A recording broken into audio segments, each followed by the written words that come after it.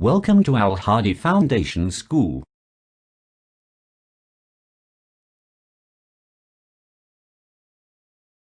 बिस्मिल्लाहिर्रहमानिर्रहीम। अस्सलाम वालेकुम। आज हम हिस्सा गज़ल शुरू करेंगे और पहली गज़ल पढ़ेंगे जो कि मीर तकी मीर की है। मीर तकी मीर कौन? मीर तकी मीर का नाम मीर मोहम्मद तकी है और मीर ही उनका तखल्लुस भी है। तखल्लुस वो नाम होता है जो शायर अपने शेरों में इस्तेमाल करते हैं।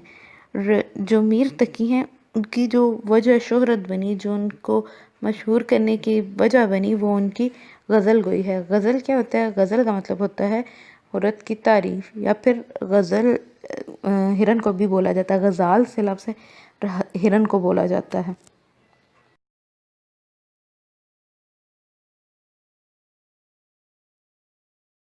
तो चलें शेर इसके पढ़ते हैं।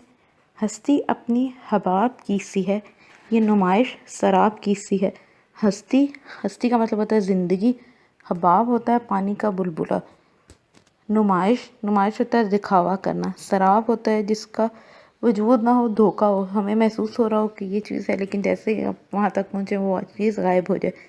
तो कहते हैं कि जो हमारी ज़िंदगी है ना, वो उसकी हकीकत कुछ भी नहीं है, ये कुछ लम्हे की है। क्योंकि हमें तो नहीं पता कि हमने कब तक ज़िंदा रहना है और कब इस दुनिया से चले जाना है, कि हम गफलत में पड़े रहें या इधर उधर अपनी ज़िंदगी गुजार दें, अपनी पैदाइश के मकसद को या अपनी तख्लीक के मकसद को भूले रहें।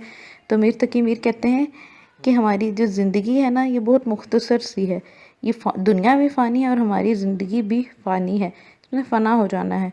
ये इतनी मुख्तसर है, ऐसा महसूस होता है जैसे पानी का बुलबुला हो, कि जो चंद लम्हों के लिए होता है फिर टूट जाता है। और ये जो दुनिया की तमाम रौनकें हैं ना, ये आर्जी हैं और ये धोखा है कि हम दुनिया की खुशनुमाई में मसरूफ़ हो जाते हैं, लेकिन हम भूल जाते हैं कि हमने मौत का जायका भी चखना है और ज़रूर चखना है।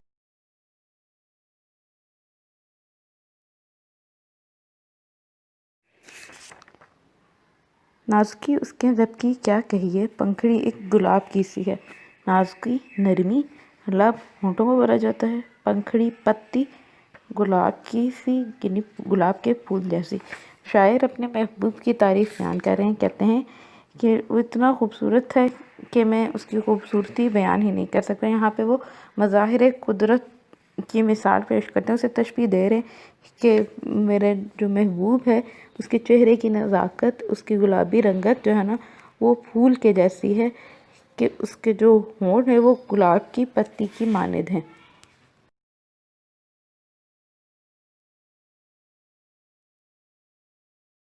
चश्मे दिल खोल उस भी आलम पर, यहाँ की औकात ख्वाब की सी है। चश्मे दिल खोल, यानी दिल की आँख खोल के देखो कि सिर्फ यही दुनिया नहीं है, बल्कि यहाँ की औकात तो ऐसे है जैसे हम सोए हुए नींद में हैं और नींद से जागे तो ख्वाब हमारा टूट जाएगा। तो हमें यहाँ पे फ़िक्र आखिरत दिलाई जा रही है कि हमें आखिरत की तरफ भी देखना है, कि हमने सिर्फ इस दुनिया के लिए ही जमा पूंजी नहीं करनी, बल्कि आखिरत के लिए भी जमा पूंजी हमने रखनी है, जो कि हमारे लिए बाइस निजात होगी।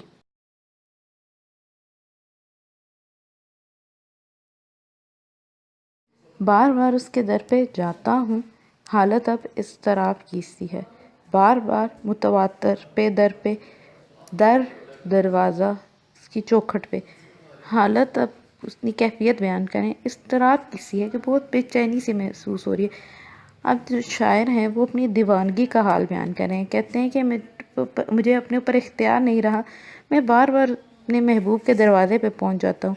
मैं चाहता हूँ कि अपने जज्बात, अपनी कैफियत उससे बयान करूँ, लेकिन हिम्मत नहीं होती और साथ ही वापस आ जाता हूँ।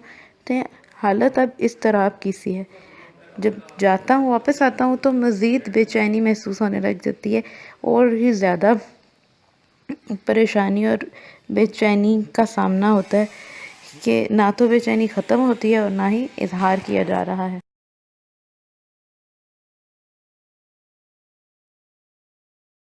मैं जो बोला कहा कि ये आवाज़ उसी खाना ख़राब की सी है।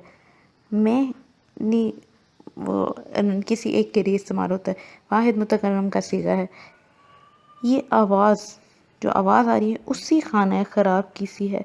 मैंने कहा कि ये जो आवाज़ मुझे आ रही है, ये उसी वही آواز ہے جو بربادی کی سی ہے. کہتے ہیں کہ میرا جو محبوب ہے نا، جو میری پکار ہے، میری فریاد ہے، اس کو سنی انسنی کر دیتا ہے. اس کو میری کیفیت کا اندازہ بھی ہے، لیکن پھر بھی وہ اس سے باز نہیں آ رہا، یعنی بے رخی دکھا رہا ہے. شاعر یہاں پہ اپنے محبوب کی ستمگری کا، اس کی نظر اندازی کا شکوہ کر رہے ہیں.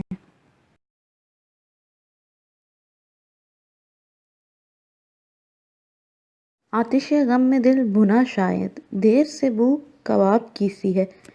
آتش غم، آتش آگ کو بولتے ہیں غم، غم کی آگ. دل بھنا یا جلنا یا بہت زیادہ پکنا. دیر سے ہی لگتا ہے، بہت دیر سے کباب کی سی ہے، بو کباب کی سی ہے. سے لگتا ہے کہ ایسی مہک آ رہی ہے جیسے کچھ جل رہا ہو. کہتے ہیں کہ میرا دل غم کی آگ میں جل جل کر اب بالکل ہی سڑ گیا ہے، کیونکہ اس میں کباب کی سی مہک آ رہی ہے. اب یہاں پہ شاعر اپنے محبوب کی ستم گیری بیان کر رہے ہیں. کہتے ہیں کہ میرے محبوب، تو نے مجھے اتنے زخم لگائے، اتنے ستم کیے کہ میں پہلے تو انہیں برداشت کرتا رہا، لیکن اب ایسا محسوس ہوتا ہے جیسے کہ میرے زخموں سے آگ نکل رہی ہو، وہ جل رہے ہوں، اور اس جلنے کی بو ایسا محسوس ہوتا ہے جیسے کوئی کباب چل رہا ہو. یہاں پہ انہوں نے کباب سے تشبیہ دیا، دل کو کباب سے تشبیہ دیا، یعنی بہت زیادہ وہ بے چینی محسوس کر رہے ہیں.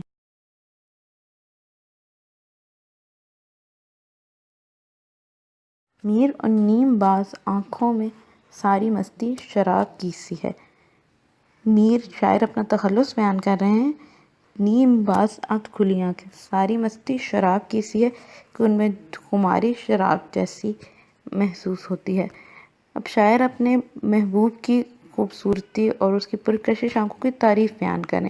اس کے لیے انہوں نے بہت خوبصورت انداز اختیار کیا. کہتے ہیں کہ میرے محبوب کی آنکھوں میں شراب جیسی تاثیر اور نشہ ہے. کہتے ہیں کہ جیسے شراب پینے والا مدہوش ہو جاتا ہے نا، لیکن میرا محبوب ایسا ہے کہ اگر اس کو دیکھ لیا جائے، ایک نظر بھی دیکھا جائے، تو کسی بھی شراب یا نشے کی حاجت نہیں رہتی، بلکہ وہ اس کی خوبصورتی ہی نشے کا سا کام انجام دیتی ہے. آپ نے اس کی تمام تشریحات کو اپنی کاپی پہ لکھ لینا ہے، اور اس کی مشق کو بھی حل کرنا ہے اور یاد بھی کرنا ہے.